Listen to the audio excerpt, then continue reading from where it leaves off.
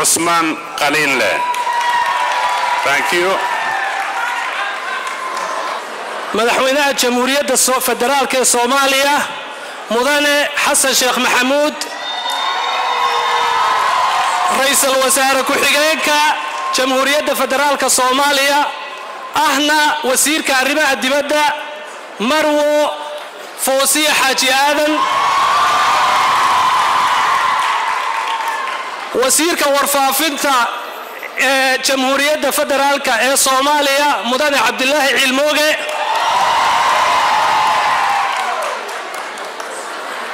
كونغرسمان كيث إليسون representative أما كونغرسمان لغا soo doorto gobolka Minnesota dhammaan marti sharafta kale ee uu ka mid yahay chief of staff-ka madaxweynaha safiirka Soomaaliya u fadhiya qaramada midoobay chief of protocol-ka dhammaan kalkaaliyayaasha kale ee marti sharaftayno waxaan aniga ku hadlaya magacayga iyo magaca jaaliyadan quruxda badan ee Soomaaliyeed aan si kal iyo laaba oo qalbi furan oo qarannimo leh oo Soomaalinimo leh aan idinku soo dhawaynaynaa magaalada Minneapolis iyo gobolka Minnesota madaxweyne waxa hortaada fadhiya jaaliyad aad u ballaaran oo Soomaaliyeed oo isugu jirta rag iyo dumar aqoonyahan waalidiin culamaa u diin aqoonyahano nooc walba leh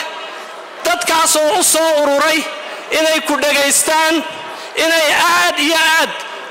uga faa'iideystaan hadalkaaga dhageystaan waayaha iyo xaaladda dalku ku sugan yahay isku kalsoon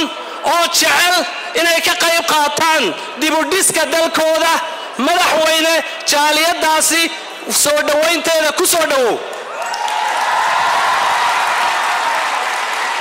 madaxweyne jaaliyadda Minnesota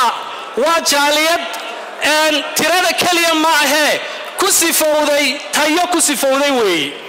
waxa la nagu tilmaamaa ama la nagu qiyaasaa in tirada iyadu ay dhan tahay inta u dhaxaysa 60,000 ilaa 80,000 madaxweyne waxa aanu si buuxda uga qayb qaadanaa noloshan Mareykanka ugu yaraan 10,000 oo arday ayaa noogu jirta iskuulada hoose dhexe sare ee gobolka Minnesota ugu yaraan arday lagu qiyaasaya 1,000 iyo ka badan ayaa waxay ku jiraan koolajyada jaamacadaha iyo goobaha tacliinta sare ee gobolka Minnesota madaxweyne waxaanu leenahay goobo ganacsi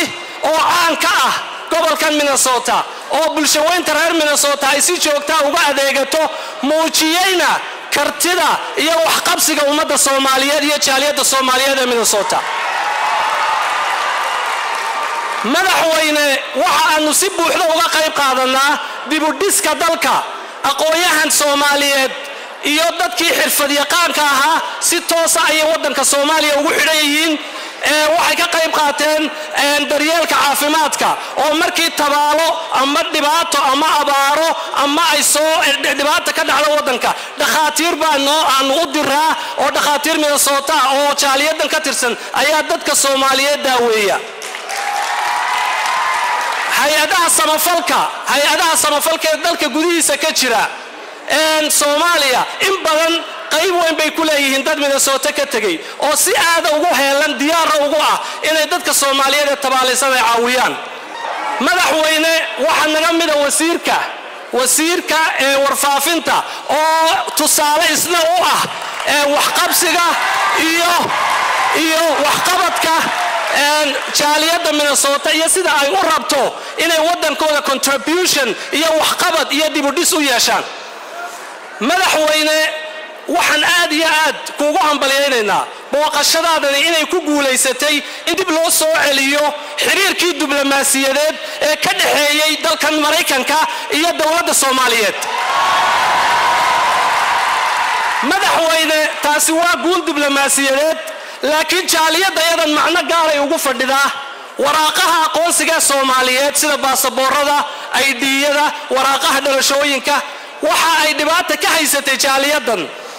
in dawladda Mareykanku aanay intii hore ictiraafsanay waraaqahaasi iyadoo ku andacoonaysay ama sheegaysay dawladda Soomaaliyeed inaanay ahayn mid uu xiriir diblomaasi ka dhaxeeyo maanta madaxweyne waxa aanu si buuxda ugu kalsoonahay in dawladda Soomaaliyeed ay u hoggaankahay jaaliyadan ay ka caawin doonto inay helaan dhammaan waraaqaha aqoonsiga Soomaaliyeed ee loo baahan yahay